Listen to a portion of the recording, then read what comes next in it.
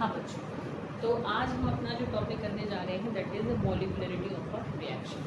तो molecularity basically क्या होती है बेटा, कि जब तुम आगे चल के इस यूनिट में पढ़ोगे कोलिजन थ्योरी, तो कोलिजन थ्योरी क्या कहते हैं, अकॉर्डिंग टू दैट थ्योरी कि जब तक रिएक्टेंट स्पीशीज आपस में कोलाइड नहीं करेंगे तब तक हमें नए प्रोडक्ट्स नहीं मिलेंगे। जब तक कोई फोर्स से आपस में नहीं टकराएंगे तो पुरानी बॉन्ड्स नहीं टूटेंगी, और जब तक पुरानी बॉन्ड्स नहीं टूटेंगी तब तक नई बॉन्ड्स भी नहीं बनेंगी। ठीक है, तो मॉलिक्युलरिटी बेटा देखो क्या होती है कि those number of reactants which will collide simultaneously, जो कि आपस में कोलाइड करेंगे, या हम कहें कि विच कोलाइड साइमल्टेनियसली, मतलब किसी भी रिएक्शन में एक साथ कितने मॉलिक्यूल्स या एटम्स या आइंस, मतलब जो भी रिएक्टेंट स्पीशीज है वही रिएक्टेंट या तो मॉलिक्यूलर फॉर्म मॉलिक्यूल्स के फॉर्म में होंगे, या एटम्स के फॉर्म में होंगे, या आइंस के फॉर्म में होंगे। तो जो भी रिएक्टेंट स्पीशीज है तो कितनी नंबर ऑफ रिएक्टेंट स्पीशीज एक साथ आपस में कोलाइड करती हैं, एक साथ आपस में। देखो कैसे, जैसे कि अगर मान लो ये एक बर्तन है और इसमें रिएक्टेंट स्पीशीज है, तो अब देखो मान लो दो रिएक्टेंट स्पीशीज आपस में सक्सेसफुली कोलाइड कर रही हैं। ठीक है, किसी रिएक्शन में अगर दो रिएक्टेंट्स के आपस के कोलिजन से हमें प्रोडक्ट मिल रहा है तो उस रिएक्शन की मॉलिक्युलरिटी हो जाएगी 2।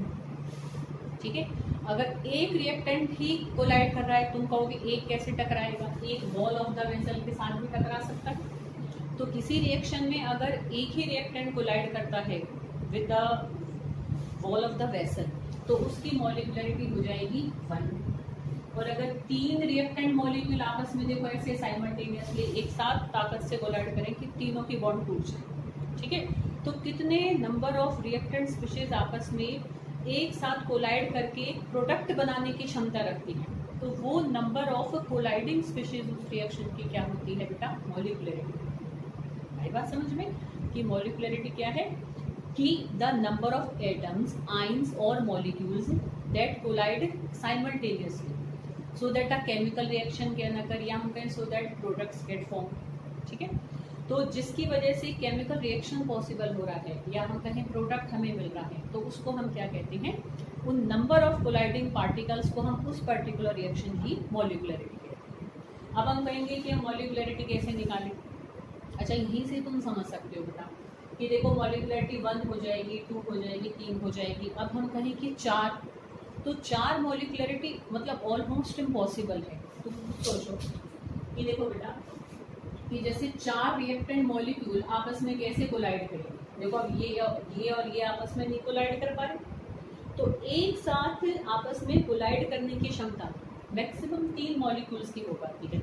बहुत रेयरली होगी, अगर बहुत ज़्यादा हमारे देखो ऐसे छोटे छोटे हैं तो 4 भी कर गए, पर 5 तो इम्पॉसिबल है। 5 आपस में एक साथ सारे टकरा रहे हैं, दैट इज जस्ट इम्पॉसिबल। ठीक है ना, तो मॉलिक्युलरिटी कांट बी हायर देन 3 और 4, मतलब मोस्ट ऑफ द टाइम क्या है, जो हाईएस्ट वैल्यू है वो 3 ही होगी। 4 भी बहुत रेयर कंडीशंस में होती है, but above 4 it is impossible. ठीक है ना, तो इसलिए ये हमारी होती है मॉलिक्युलरिटी। पहले ये बात आई समझ में। अब हम how can we find out the molecularity, क्योंकि ऐसे हम कोई भी रिएक्शन हमारे सामने है तो वी कांट सी कि भाई कितने मॉलिक्यूल आपस में उनके कोलाइड कर रही है। तो देखो मॉलिक्युलरिटी निकालने के एक सिंपल सा तरीका होता है। मॉलिक्युलरिटी देखने के लिए बेसिकली हम रिएक्शंस को 2 कैटेगरी में बांटेंगे। तो वो 2 कैटेगरी देखो क्या है।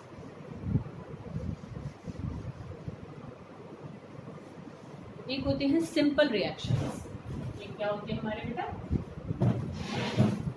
Simple reactions. सिंपल रिएक्शंस हम जो होते हैं उनको हम एलिमेंट्री रिएक्शंस भी कहते हैं।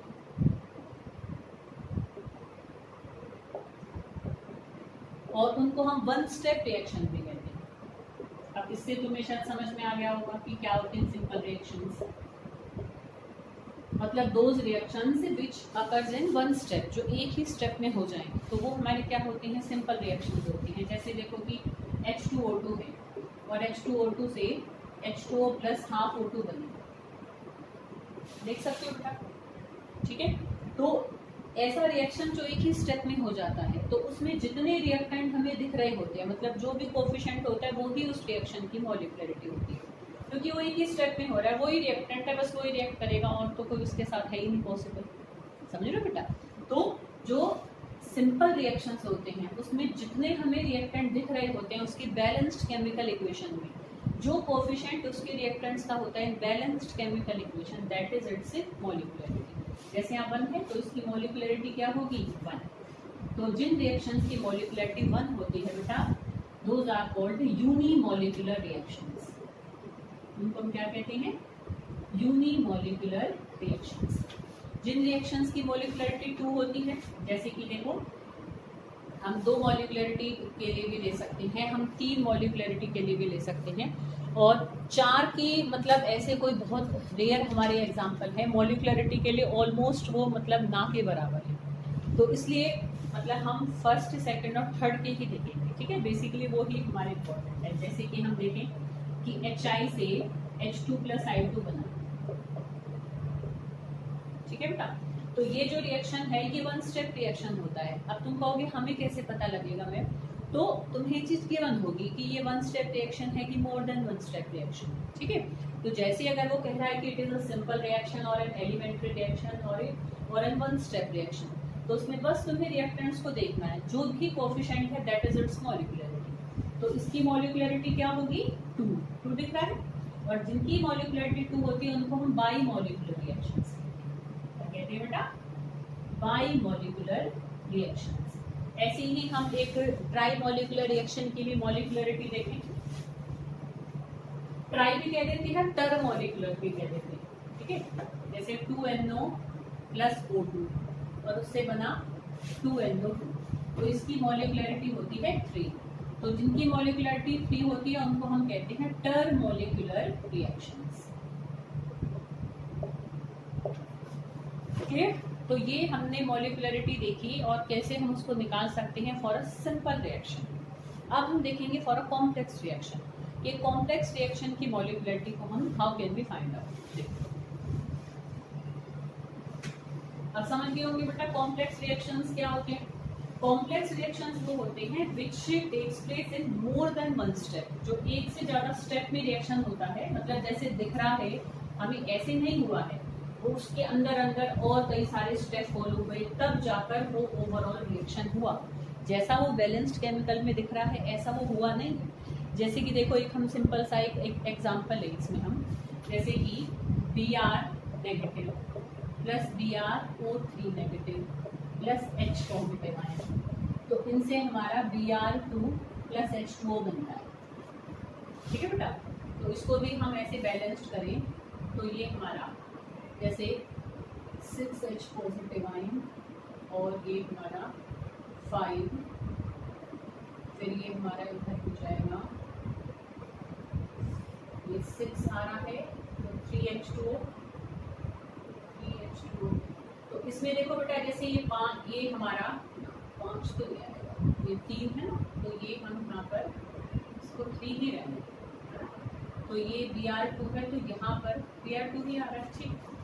तो 2 Br हो गए हमारे, 6H हो गए और 3 ऑक्सीजन, ठीक है। Now it is balanced. तो ये 2 नेगेटिव है, ठीक है ना बेटा। तो अगर हम जैसे इस रिएक्शन को देखें, ठीक है, तो इस रिएक्शन को अगर तुम देखोगे बेटा ध्यान से कि इसमें अगर हम देखें इसको थोड़ा सा कुछ गड़बड़ लग रही है, चार्जेस बैलेंस नहीं है ना, 6 पॉजिटिव है तो 6 नेगेटिव भी होने चाहिए। इसको 5 और 1 6। हाँ, now it is correct because charges should also be balanced ना बेटा, कि 6 पॉजिटिव है तो यहाँ 6 नेगेटिव होने चाहिए। हाँ, अब बैलेंस। अब इस रिएक्शन में तुम देखो बेटा ये कैसा है, कॉम्प्लेक्स रिएक्शन। कॉम्प्लेक्स रिएक्शंस बेटा क्या होती है, which can take place in more than 1 step. Those reactions are called complex reactions. ठीक है।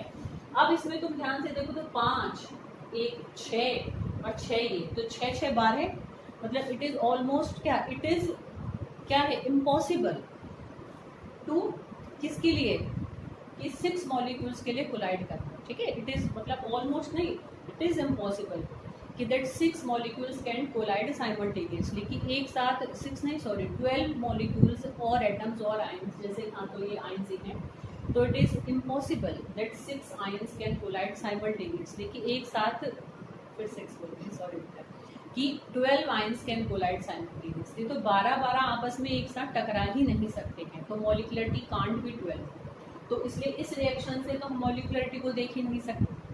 तो कॉम्प्लेक्स रिएक्शन के लिए आप समझना बेटा, कॉम्प्लेक्स रिएक्शन के लिए देखो क्या हो जाता है कि मॉलिक्युलरिटी की कोई सेंस ही नहीं होती है, ठीक है बेटा। मतलब कॉम्प्लेक्स रिएक्शन के लिए मॉलिक्युलरिटी हैज़ नो मीनिंग, उसका कोई मीनिंग ही नहीं होता है। तो अगर कॉम्प्लेक्स रिएक्शन हमारे पास है तो हम उसकी मॉलिक्युलरिटी ऐसे सीधे उसके बैलेंस्ड केमिकल इक्वेशन से देख ही नहीं सकते, ठीक है बेटा। आ रही है बात समझ में? तो हम उसकी पूरी तो देख नहीं पाएंगे पूरी बैलेंस्ड केमिकल इक्वेशन से, तो हम उसकी कैसे देखेंगे?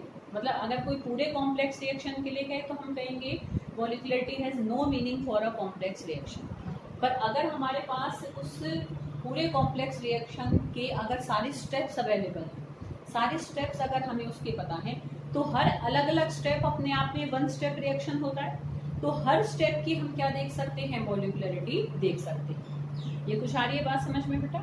अब इसी से ही रिलेटेड देखो हम एक चीज़ और करेंगे कि जो हमारा देखो कॉम्प्लेक्स रिएक्शन होता है उसमें तो मैं ये बात आई समझ में बेटा, पूरे रिएक्शन के लिए मॉलिक्युलरिटी का कोई मीनिंग नहीं है, पर उसके जो फर्दर इंडिविजुअल स्टेप्स हैं उन हर स्टेप अपने आप में वन स्टेप रिएक्शन है, तो हर स्टेप की हम मॉलिक्युलरिटी देखेंगे, ठीक है।